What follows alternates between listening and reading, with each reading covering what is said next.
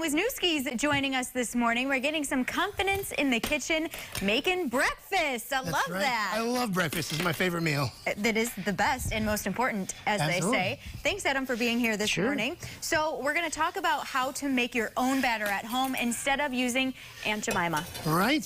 So Bisquick, Aunt Jemima, all those things are just ingredients that you already have in the house. There's flour and salt and baking soda and then maybe some shelf-stable fats. But you don't need any of that stuff. You can just mix pancakes up instantly on your own. I'm just going to flip those so they don't burn. Of course. But here we have all of the ingredients. What's that? I said we can't have burnt pancakes. No. So here we have all of the ingredients. And so basically you start with this recipe is 2 cups of flour. So you just want to start adding these. I'll talk your way through those. All right, sounds good. I'll do that. But it's 2 cups of flour, and then we're going to put all of the dry ingredients in. Okay. And that's the baking soda, salt, a little sugar. And then we're just going to give it a little liquid here, and that's going to be about 1.25 cups of milk. This makes a very thick batter. So one of the secrets is we want to make sure that it turns out nice and fluffy, and I'll give you some secrets on that. And then 2 eggs. What's the secret to the light and fluffy? Well, we'll get there in just 1 second. Okay, so, sorry. So then the choices here. So we have oil or butter, and butter is usually the nicer. But if you have to melt the butter ahead of time, you're in a hurry, you can just use vegetable oil. But we're going to pick butter today because we got the time. All right. All right. Butter. And then here is one of the secrets for fluffy pancakes is we're going to mix it up ahead of time, even overnight if you can. Okay. Because so we start mixing that up. Okay. And so what happens is you don't have to mix it very far. You just want to get most of the lumps out. Okay. And then if you let it sit overnight, it'll kind of settle, and then you can whip it up again in the morning, and that'll help thin it out a little bit. It'll help break up some of the lumps without too much effort. So if you can make it up an hour ahead of time or overnight, that's one secret. And then the other secret is chemistry. The baking soda that we added there, if you remember your volcanoes from middle school, yes. What we're going to do is we're going to take some lemon juice just before we put it into the pan. Huh. And so it's going to take that nice thick batter, and what happens when you put lemon juice and baking soda together? What happens? It bubbles. And so if you start putting that in, and you mix that around, what's going to happen? Oops, sorry. Well. What's going to happen is it's going to start to bubble in there, and those bubbles are going to come out into the pancake mix and fluff up this thick pancake batter. Wow. Right?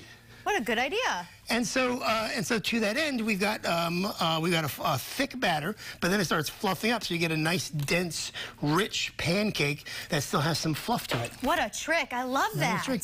And then, of course, you've got 10,000 things that you can do with pancakes. So we're gonna anything in them, anything on them. Right. What do you like on your pancakes? On top or in? Well, let's start with in. We got to do some blueberries, maybe, or chocolate chips. Chocolate chips is very popular. I like bananas. I was gonna say that next. Right? And peanut butter. Oh, peanut butter, banana pancakes. Maybe a little Nutella on top. Yeah, so the choices are endless, Adam. So then, of course, you've got the different shapes of pancakes that you can get into. Of course, we have the very traditional round pancake, which everybody loves. Right. And this is, of course, one way to do it. And put these here for now. Sure.